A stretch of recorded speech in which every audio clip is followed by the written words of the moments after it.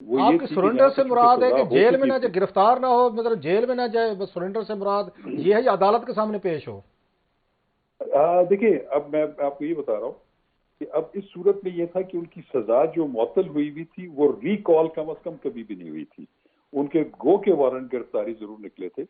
अब जो जमानत होती है एक दफा दे दी जाए, खास तौर पे कबल गिरफ्तारी या एक दफा कोई भी अबूरी जमानत भी हो जाए, तो वो उस वक्त तक वो जो है गैर मौसर नहीं होती जब तक कि उसको एक स्पेसिफिक ऑर्डर के जरिए वापस ना ले लिया गया हो, उसको रिकॉल ना कर लिया गया हो।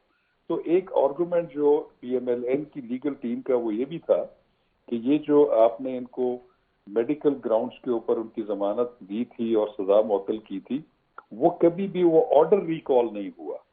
तो उन्होंने उनके मुताबिक उस जमानत की कंसेशन को जो है वो मिस यूज नहीं किया। मिस यूज ऑफ वो कैसे होती है कि आप जो है वो जो केस के ऊपर असरअंदाज होने की कोशिश करें या दोबारा क्राइम रिपीट करें। तो ये उनकी जो है वहां पे कंटेंशंस थी हाई कोर्ट के सामने।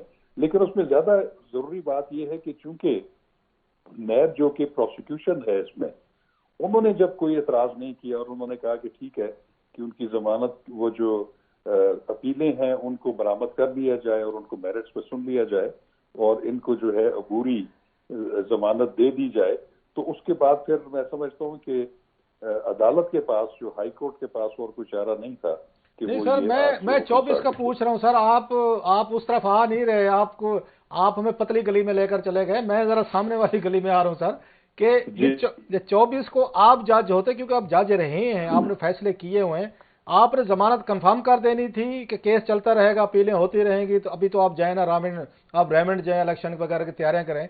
या आप कहते नहीं सर, वो सरेंडर वाली बात जो आपने की है, और मुझे याद पड़ता है आफ्ताब शेरपो साहब जो है वो भी ये तब स्कॉन्डर थे मुशर्रफ साहब के दौर में, वो वापस जी आए थे, जी वो भी गिरफ्तार हुए थे, फिर अपीलें हुई, जमानतें, और बाद में जनरल साहब ने, जिनको बड़ा उनका सुनहरी दौर कहा जाता है, उन्होंने उन्हीं को वजीर दाखिला बना दिया था, जो $100 मिलियन के उसमें उसमें मनी लॉन्ड्रिंग में वो सब स्कॉन्डर थे।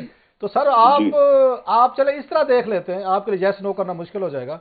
आप क्या पॉसिबिलिटी देख रहे हैं 24 को, कि जजेस का मेरा माइंड? ख्याल है कि मैं पॉसिबिलिटी पॉसिबिलिटी यही देख रहा हूँ कि उसमें चूंकि आज का भी जो फैसला है ये भी एक एक अनप्रेसिडेंटेड फैसला है, इसमें तो अच्छा कोई दूसरी राय नहीं है। सर। तो आप 24 को भी मैं समझता हूँ कि वो इनको इनकी जो अपीलें हैं वो बिल्कुल समाअत के लिए सामने आ जाएंगी और उसमें ये हुक्म बिल्कुल सादर हो सकता है हाई कोर्ट की तरफ से कि ये जो है अपीलों की समाअत तक जो है ये जेर हिरासत नहीं रहेंगे और उनको वो सजा मुअत्तल जो है वो 426 ज़ाब्ता फौजदारी के तहत बिल्कुल कर सकते हैं और उसके इम्कानात भी मौजूद है।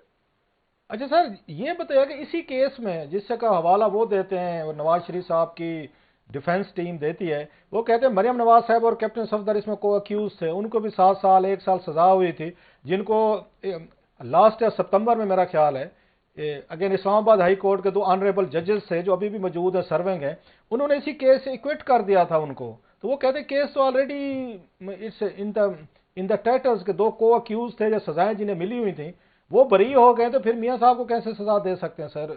Again how do you feel that? आपकी क्या इस पे राय है सर? देखिए, मैं आपको बताऊं कि किसी भी मुकदमे में जो एक से ज्यादा मुल्जिमान हो और उनको सजा हुई हुई हो, तो हर एक का केस जो है वो अपने अपने मेरिट्स और अपने अपने मैग्नीट्यूड के मुताबिक होता है। हम्म।